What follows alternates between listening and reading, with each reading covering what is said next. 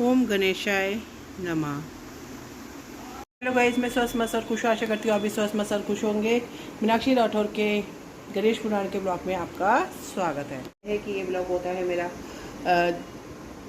गणेश पुराण का।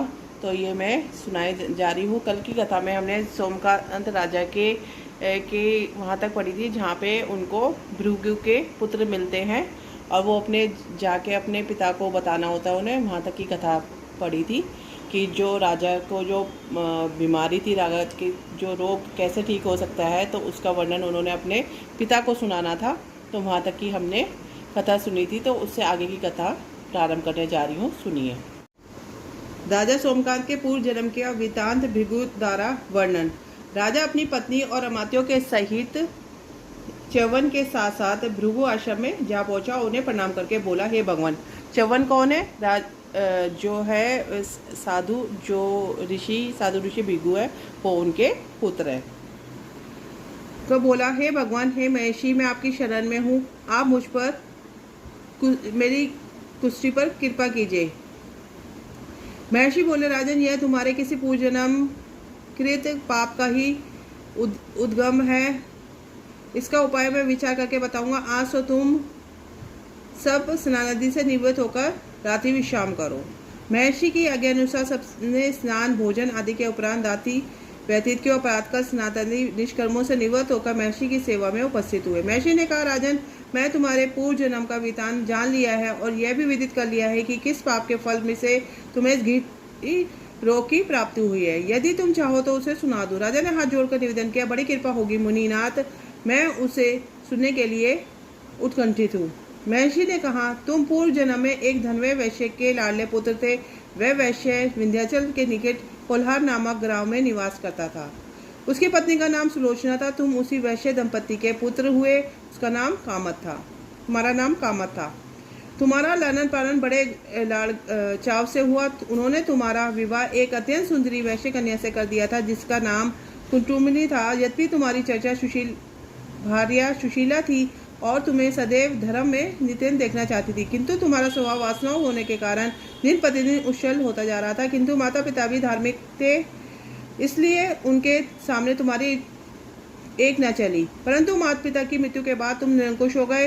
अपनी पत्नी की बात पर भी कभी ध्यान नहीं दिया और ना कोई बात उनकी सुनते थे। तुम्हें अनाचार में प्रवृत्त हो गए देखो उसे दुख होता था तो भी उसका कुछ वश न चलता था। तुम्हारी उत्तमता चरम सीमा पर थी। अपनों से भी द्रेव क्रूरता का व्यवहार किया करते थे। हत्या आदि करा देना तुम्हारे लिए सामान्य बात हो गई थी। पीड़ित व्यक्तियों ने तुम्हारे विरुद्ध राजा से पुकार की। अभियोग चला और तुम्हें राजा की सीमा से बाहर चले जाने का आदेश हुआ। तुम घर छोड़कर किसी निर्जन वन में रहने लगे। उस समय तुम्हारा कार्य लोगों को लूटना, हत्या करना ही रह गया। एक दिन मध्यकाल का समय था।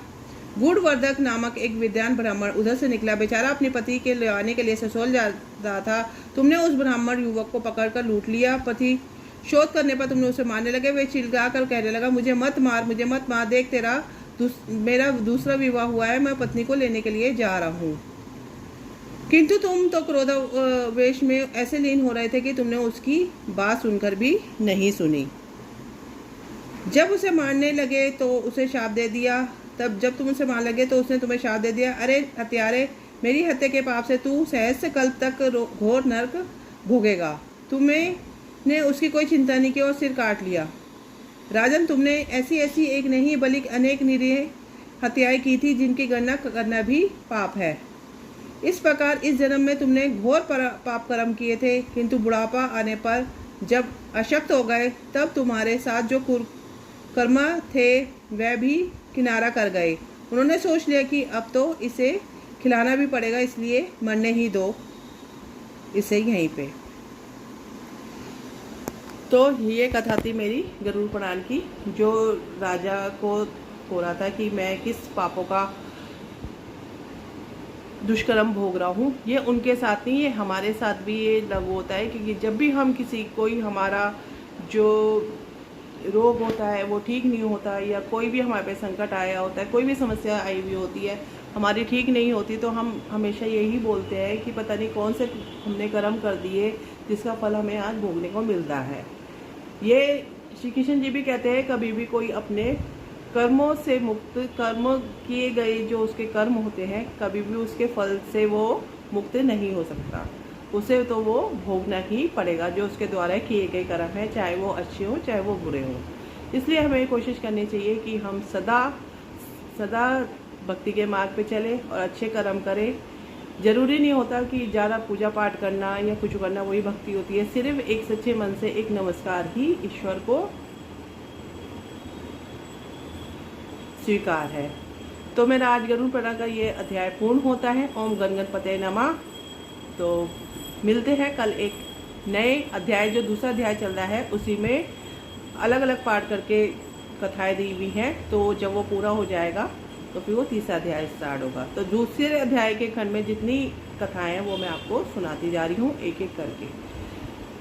कथाएं थोड़ी शॉर्ट में ही सुना रही हूँ, ज़्यादा बड़ा नहीं कर रही, ताकि वो आराम से समझ में आए। तो कल मिलते हैं गरुड़ पुराण, वो गणेश पुराण की एक नई कथा के साथ। तो ओम साईनाथाय नमः और ओम सूर्याय नमः, जिनका आज दिन है, और सभी देवी देवताओं को मेरा प्रणाम।